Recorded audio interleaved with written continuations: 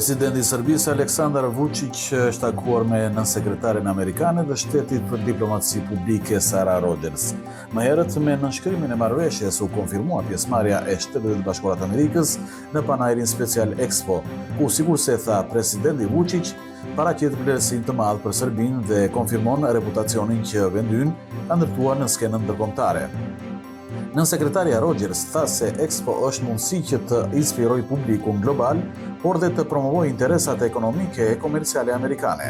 Ajo vuri në dukje dhe për kushtimin e presidentit të Shteteve të Bashkuara të Amerikës Donald Trump në marrëdhënie me Serbinë dhe u shpreh se presidenti amerikan i ndon ngjarje sikurse është Expo. Ministri i Punëve të Jashtme të Serbisë Marko Đurić pas takimit informal me përfaqësuesen e lartë të Bashkimit Evropian për Politikë të Jashtme dhe Siguri Kaja Kallas me ministrat e Ballkanit Perëndimor theksoi faktin se nuk ekziston asnjë vendim i Unionit Evropian ku Serbisë do t'i ndërpritej mbështetja ekonomike apo zhvillimore. Đurić tha se gjatë këtij takimi kujtoi dhe faktin që Bashkësia e Komunave Serbe ende nuk është formuar. Përfaqësuesit e Prishtinës kanë tentuar, sikurse tha Đurić, që ta fajsojnë Serbinë për probleme të ndryshme rajonale dhe ta shfaqin si burim destabilitetin në rajon.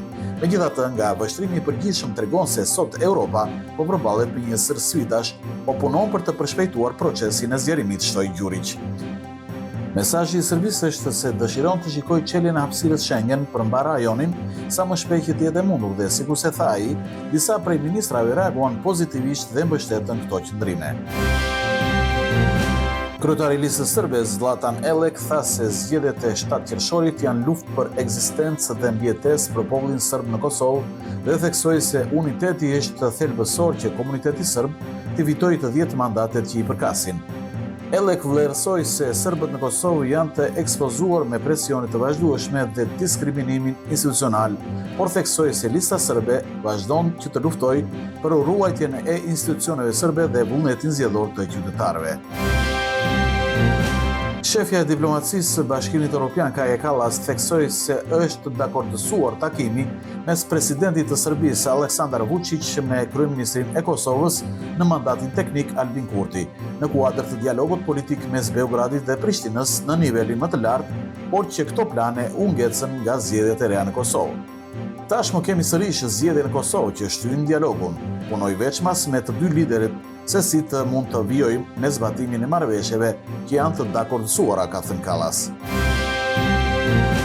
Ministri kosovar i punëve të jashtme në mandatit teknik Glau Konjufca tha në Bruksel se Kosova kërkon trajtim të drejtë dhe të barabartë nga Bashkimi Evropian dhe se është gati që të përparojë përmes procesit bazuar në merit, çka do të thotë se Kosova merr statusin e kandidatit dhe nis negociatat për antarësim në BE. Duke folur për dialogun me Serbinë, Konjufca tha se Prishtina ka qenë për herë konstruktive, por që dialogu duhet të përfundojë me njohje të ndërsjelltë. Komisioni Qendror Zgjedhor deklaron se aplikimi i regjistrimit të zgjedhësve jashtë Kosovës do të zgjasë deri më 17 maj dhe se deri më tani janë pranuar më shumë se 36.000 kërkesa.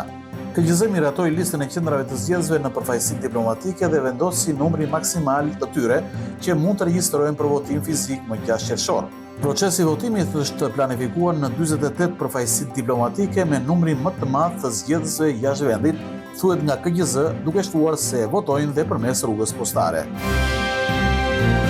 Gjykimi i ish liderit të UÇK-s Hashim Thaçi rreth akt akuzës për zbulimin e identitetit të dëshmitarëve të mbrojtur, si dhe për pengim dhe mos respektim të gjykatës speciale në Hag, vazhdoi sot dhe do të zgjasë deri të premten.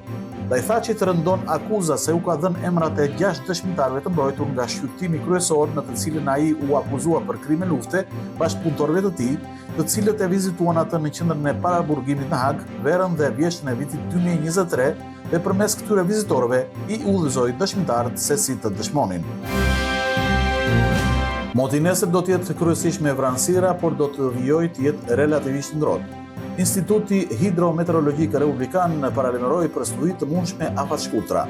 Temperatura me ulët do të jetë 6 deri në 10 gradë Celsius dhe me larta nga 12 deri në 27 gradë Celsius me rreshje lokale.